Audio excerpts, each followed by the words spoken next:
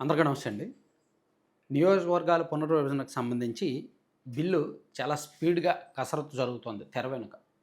ఈ నెల 16వ తేదీ నుంచి 3 రోజుల పాటు పార్లమెంటు ఉభయ సభల ప్రత్యేక సమావేశాలు నిర్వహించి డీలిమిటేషన్ బిల్‌తో పాటు మహిళా రిజర్వేషన్ బిల్లు కూడా తీసుకురావాలి, వాటిని ఆమోదించాలి అని కేంద్ర ప్రభుత్వం భావిస్తోంది. దీనికి సంబంధించి కసరత్తు చకచకా జరుగుతోంది. సో, దీని ప్రకారం దేశవ్యాప్తంగా కూడా నియోజకవర్గాల పునర్విభజన తథ్యం. సో, ఉన్న 543 పార్లమెంట్ లోక్సభ నియోజకవర్గాల్లో మరో సగం కలుస్తాయి. 272, 273 యాడ్ అవుతాయి. దాంతోపాటు మన రాష్ట్రంలో ఉన్న 175 అసెంబ్లీ నియోజకవర్గాలకు మరో సగం కలిసి 263 అసెంబ్లీ నియోజకవర్గాలు అవుతాయి. అలాగే 25 లోక్సభ స్థానాలకు మరో సగం కలిసి 37 లేదా 38 లోక్సభ స్థానాలు అవుతాయి. అయితే ఎప్పుడైనా సరే నియోజకవర్గాల పునర్విభజన అనేది కొత్తగా నియోజకవర్గాలు యాడ్ అవుతున్నప్పుడు అది అధికార పార్టీకే అనుకూలించే అంశం. ఇక్కడ 2009 ఎన్నికలకు ముందు కాంగ్రెస్ పార్టీ అధికారంలో ఉన్నప్పుడు నియోజకవర్గాల పునర్విభజన జరిగింది. కానీ సంఖ్య మార్చలేదు. 2004 ఎన్నికలకి 294 నియోజకవర్గాలే. 2009కి ఎన్నికలకి 294 నియోజకవర్గాలే మన ఉమ్మడి ఆంధ్రప్రదేశ్లో. సంఖ్య మారలా, కానీ భౌగోళిక స్వరూపాలు మారాయి. మండలాలు కొన్ని అటు ఇటు ఇటు అటు మారాయి. అలా మార్చినప్పుడు రాజశేఖర రెడ్డి గారు సీఎంగా ఉన్నప్పుడు ఒక పకడ్బందీ గేమ్ ప్లాన్ చేశారు. అప్పటి వరకు తెలుగుదేశం పార్టీ కంచుకోటలుగా ఉంటూ టీడీపీకి భారీ మెజారిటీలు వస్తున్న నియోజకవర్గాలను విడగొట్టారు, విభజించారు, మొక్కలు చేయగలిగారనమాట. సో, దాంతో 2009లో టీడీపీ మహామహులు చాలామంది ఓడిపోయారు. అది కొంతవరకు కాంగ్రెస్కి కలిసి వచ్చింది. సరే, నియోజకవర్గాల పునర్విభజన అప్పుడు ఆయన అలా వాడుకున్నప్పుడు ఇప్పుడు అధికార పార్టీలో ఉన్న చంద్రబాబు గారికి రాష్ట్రంలో ఉన్న భౌగోళిక స్వరూపాలు అన్నీ ఐడియా ఉంది. నియోజకవర్గాల రాజకీయ బలాలన్నీ ఐడియా ఉంది. సామాజిక భౌగోళిక రాజకీయ అంశాలన్నీ ఆయనకు క్షుణ్ణంగా తెలుసు రాష్ట్ర వ్యాప్తంగా కూడా. కాబట్టి ఇప్పుడు పునర్విభజనకి సంబంధించి భౌగోళిక స్వరూపాల అంశాలు ఖచ్చితంగా ప్రభుత్వం డిసైడ్ చేస్తుంది. ప్రభుత్వం ద్వారానే ఎన్నికల కమిషన్ అంటే బ్యాక్ ఎండ్లో కొంత వీళ్ళ అంటే రాజకీయ ప్రయోజనాలు అనేవి అధికార పార్టీ చూసుకుంటుంది. కాబట్టి ఇక్కడ పునర్విభజన కొంత అధికార పార్టీకి కలిసి వస్తుంది ఖచ్చితంగా. పైగా మహిళా రిజర్వేషన్లు కూడా ఉంటాయి కాబట్టి మహిళా రిజర్వేషన్ అనేది లాటరీ ద్వారా జరుగుద్ది. ఇదిగో పలానా చోట్ల మహిళలసి ఓట్లు ఎక్కువగా ఉన్నాయి కాబట్టి అది మహిళలకు ఇచ్చేస్తారు, పలానా చోట్ల మహిళల ఓట్లు తక్కువగా ఉన్నాయి కాబట్టి జనరల్ అవుద్దనడానికి లేదు. మహిళా రిజర్వేషన్లు సాధారణంగా సంఖ్య ఆధారంగా, ఓటర్ల సంఖ్య ఆధారంగా లెక్కించరు, లాటరీ తీస్తారనమాట. Only lottery system. అలాగే నియోజకవర్గాల సెలక్షన్ జరుగుద్ది.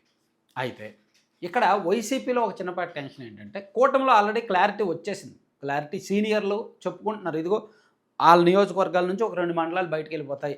సో, జిల్లా మొత్తం మీద ఉన్న ఏ మండలాలు కలిపి ఏ నియోజకవర్గాలు విడిపోతాయి అంటే ఒక క్లారిటీకి వస్తున్నారు. సో, టీడీపీలో కూటమిలో క్లారిటీ వస్తుంది.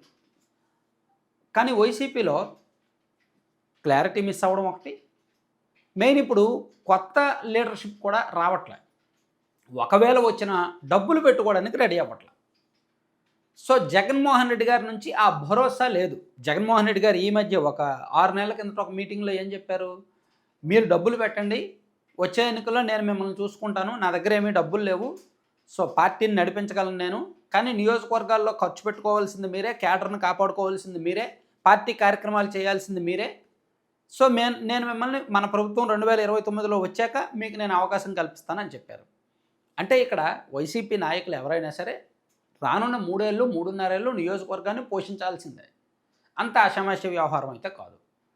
సో, ఇక్కడ ఏదైనా ప్రతిపక్షంలో ఉన్నప్పుడు ఇటువంటి సవాళ్ళే.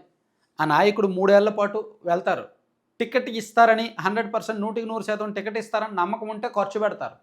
టికెట్ విషయంలో క్వశ్చన్ మార్క్ ఉంటే మళ్ళీ ఖర్చు పెట్టరు. ఇక్కడ టికెట్ విషయంలో ఒక డౌటు, క్వశ్చన్ మార్కు, ప్లస్ కొత్త నియోజకవర్గాలు వచ్చినప్పుడు ఏది ఎటు మారిపోద్దో, ఏది మహిళలకు వస్తుందో, ఏది జనరల్ అవుద్దో, ఏది రిజర్వ్డ్ అవుద్దో తెలియదు కాబట్టి అదొక డౌటు.